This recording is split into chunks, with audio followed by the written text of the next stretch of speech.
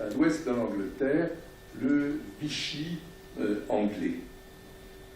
Il fera preuve comme astronome de la même énergie qui ne faiblira que dans sa vieillesse, et il commence en 1781 avec un coup d'éclat, la découverte d'une comète.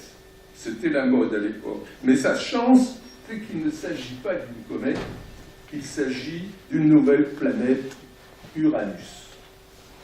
Celui qui va montrer qu'il s'agit bien d'une planète et pas d'une comète, ce n'est pas lui, c'est un mathématicien français qui s'appelait Bochart de Saron.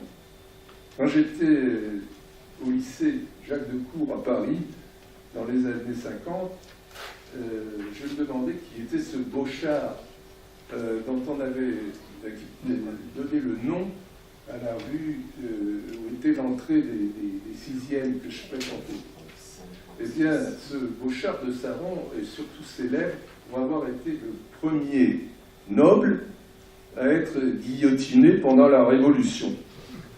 Je ferme la parenthèse sur ce pauvre Bochart de Saron. William Herschel, lui, a décidé, en apprenant que c'était une nouvelle planète qu'il avait découverte, et sa réputation devait devenir immense. Il fut invité, par exemple, à Paris par Laplace, qui était ministre de l'Intérieur de Napoléon Bonaparte, et il a été présenté à Napoléon. D'ailleurs, il n'a pas été spécialement impressionné. Et donc, il décide au début du XIXe siècle, dans les années 1800, de se consacrer entièrement à l'astronomie, et il commence à construire des instruments parce que ceux qu'il trouvait dans le commerce étaient trop chers, et les instruments de Herschel inaugurent une nouvelle ère en popularisant l'observation astronomique.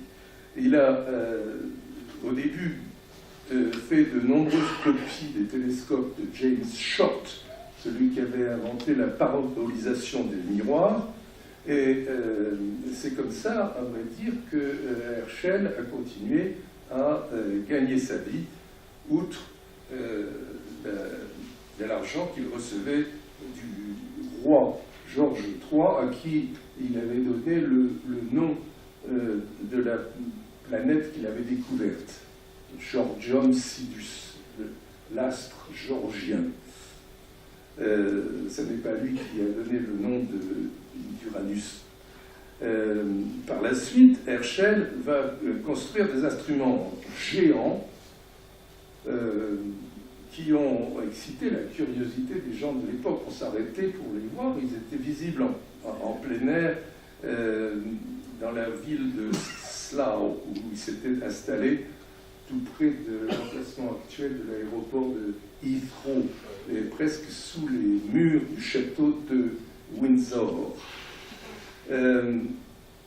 William Herschel a été aidé par sa jeune sœur Caroline, qui était venue le rejoindre en Angleterre pour faire une carrière de cantatrice, mais qui s'est spécialisée dans la recherche des comètes.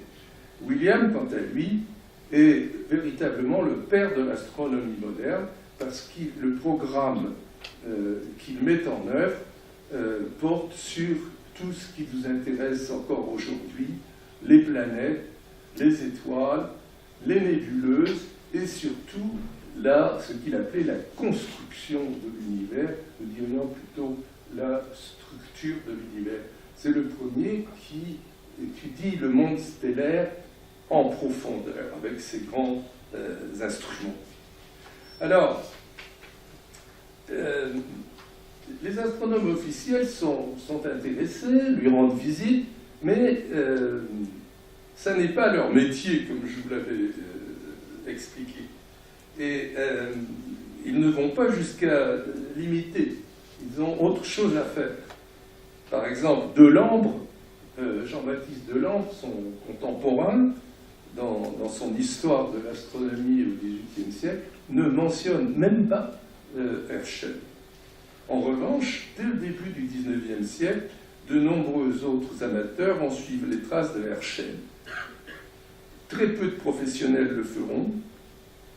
Peut-être François Arago, en France, c'est à peu près tout. Et tous les instruments, tous les grands instruments, les télescopes en général, et même les plus célèbres des grandes lunettes en Europe et aux États-Unis, resteront pendant tout le XIXe siècle l'apanage de ces amateurs, y compris initialement pour leur construction. Les grands instruments sont l'œuvre d'amateurs comme James Nasmyth, qui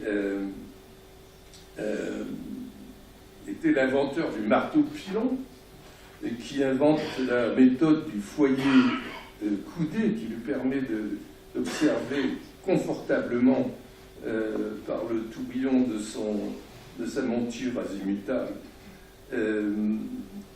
L'autre constructeur de grands instruments contemporains de Herschel, c'est William Lassell, qui est l'auteur qui est il était brasseur de bière à Liverpool, il avait fait fortune, et il est parti installer son instrument à Malte. Il avait compris l'intérêt d'avoir un bon site pour un grand instrument. C'est lui qui met au point les supports à statique du miroir, les tubes ouverts, les montures équatoriales pour les grands instruments, toute innovation qui seront généralisées dans les grands instruments, comme ceux par exemple que Joseph Fraunhofer, autre amateur, c'était le fils d'un miroitier qui s'était mis à son compte comme graveur de cartes de visite. Et puis il a été embauché par un industriel de Munich qui avait acheté les brevets du Suisse Guinan pour la fabrication des disques de verre en plomb servant à corriger les objectifs achromatiques. Fraunhofer deviendra un artisan de génie qui équipera en particulier d'Orpa, l'observatoire de Wilhelm Struve, qui bénéficie d'une bourse du tsar Nicolas Ier de Russie. Et l'instrument que Fraunhofer construit pour Struve deviendra le modèle de toutes les grandes lunettes du XIXe siècle. Les successeurs de Fraunhofer, qui est mort très jeune, 40 ans, je crois, seront la célèbre firme de Munich, Metz & Mahler, qui équipera la plupart des grands observatoires. Fraunhofer, vous le savez, est aussi celui qui a découvert les raies d'absorption dans le spectre solaire. En Angleterre, Thomas Grubb, ingénieur en chef de la Banque d'Angleterre, se spécialise lui aussi dans la construction de grands instruments astronomiques et forme son fils Howard Grubb, qui plus tard s'associera avec Charles Parsons, le fils de Lord Rosse, dont nous allons parler tout à l'heure, pour fonder la firme Grubb & Parsons, qui deviendra la principale fabricante de télescopes anglais. Aux États-Unis, Alvan Clark est un peintre de calicot et portraitiste miniaturiste jusqu'à l'âge de 40 ans, et qui lui aussi sera pris par le démon de la construction d'instruments. Et c'est lui, avec ses fils, qui équipera Lick, Yerkes, Pulkovo, et formera son fils, qui s'appelle aussi Alvan Clark, qui lui découvrira la première naine blanche, le compagnon de Sirius. En France, c'est Léon Foucault qui, lui, a fait des études de médecine et travaille comme ingénieur chez Schneider, qui est recruté par Arago à Paris et s'associe avec le Suisse Marc Sécrétan, dont le chef d'atelier était Huygens, qui construira les télescopes qui seront installés à l'Observatoire de Paris, de Marseille et de Bordeaux. Foucault révolutionne les procédés de fabrication des miroirs de télescope en utilisant des disques de verre, alors que jusque-là on utilisait des disques en bronze, et aussi en inventant le test de Foucault qui permet de contrôler au fur et à mesure le travail, notamment le travail de parabolisation des miroirs.